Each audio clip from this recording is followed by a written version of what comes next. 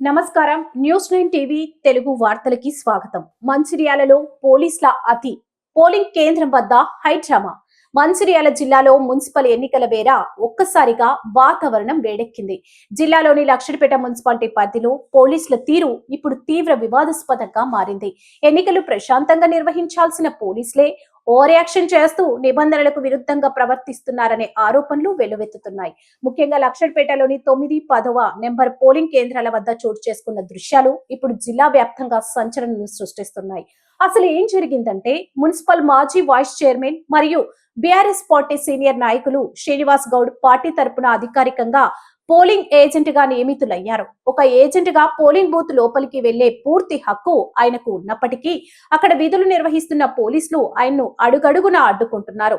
నిబంధనల ప్రకారం తన ఐడెంటిటీ కార్డు చూపించినా వినకుండా శ్రీనివాస్ గౌడ్ ని లోపలికి వెళ్లకుండా పోలీసులు అడ్డుకోవడమే కాకుండా దురుసుగా ప్రవర్తిస్తూ బయటకు నెట్టివేయడం తీవ్ర ఉద్రిక్తతకు దారితీసింది. ఓ ప్రజాప్రతినిధిగా పనిచేసిన వ్యక్తిని, అధికారిక ఏజెంట్ ను పోలీసులు అంతలా తోసివేయడంపై స్థానికులు సైతం విస్మయం వ్యక్తం చేస్తున్నారు. పోలీసుల ఏకపక్ష వైఖరిని, వారి ఓవర్ యాక్షన్ ను నిరసిస్తూ శ్రీనివాస్ గౌడ్ అక్కడికక్కడే సంచలన నిర్ణయం తీసుకున్నారు. తనను అవమానించడమే కాకుండా ప్రజాస్వామ్యబద్ధంగా జరగాల్సిన ఎన్నికల ప్రక్రియను అడ్డుకుంటున్నారని ఆరోపిస్తూ పోలింగ్ కేంద్రం ఎదురుగా ఉన్న ప్రధాన రోడ్డుపైనే ఆయన బైఠాయించారు. రోడ్డుపై బైఠాయించి ఆందోళన చేస్తున్న శ్రీనివాస్ గౌడ్ కు బీఆర్ఎస్ శ్రేణులు పెద్ద ఎత్తున మద్దతుగా నిలిచారు. పోలీసులకు వ్యతిరేకంగా నినాదాలు చేస్తూ ఆ ప్రాంతాన్ని హోరెత్తించడంతో ట్రాఫిక్ పూర్తిగా స్తంభించిపోయింది. ఎన్నికల ఏజెంట్ను లోపలికి రానివ్వకపోతే ఎన్నికలు ఎలా నిర్వహిస్తారు? పోలీసులకు నిబంధనలు తెలియవా, లేక ఎవరి ఒత్తిడితోనైనా ఇలా చేస్తున్నారా అంటూ శ్రీనివాస్ గౌడ్ ఆగ్రహం వ్యక్తం చేస్తున్నారు. జిల్లా ఉన్నతాధికారులు జోక్యం చేసుకుని సదరు పోలీసులపై చర్యలు తీసుకునే వరకు తను కదిలేదే లేదని ఆయన స్పష్టం చేస్తున్నారు. ఈ ఘటనతో లక్షడిపేటలో ఓటింగ్ ప్రక్రియ కొంత అంతరాయం కలగడమే కాకుండా ఓటర్లలో కూడా ఒక రకమైన భయాందోళనలు నెలకొన్నాయి. మరి ఈ ఉద్రిక్తతను తగ్గించడానికి ఉన్నతాధికారులు ఎలాంటి చర్యలు తీసుకుంటారో వేచి చూడాలి.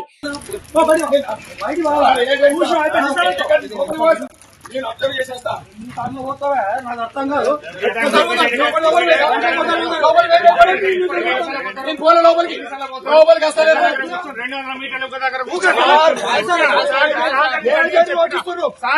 చెప్పినా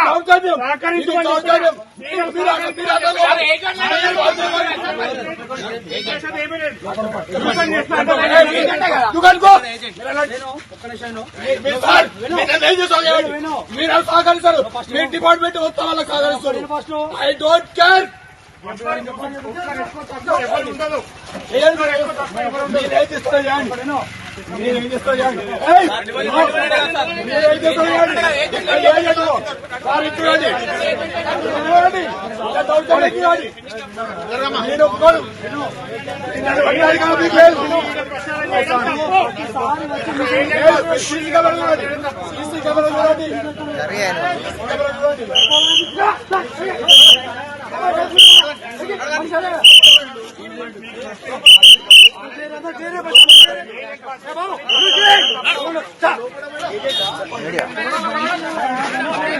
చేయండి.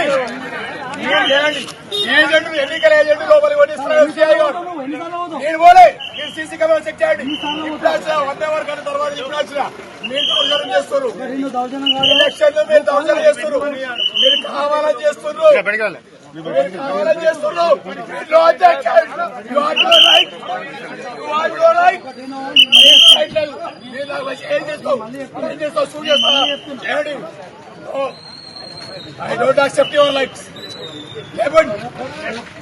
మరిన్ని తాజా వార్తల కోసం చూస్తూనే ఉండండి న్యూస్ 9 టీవీ.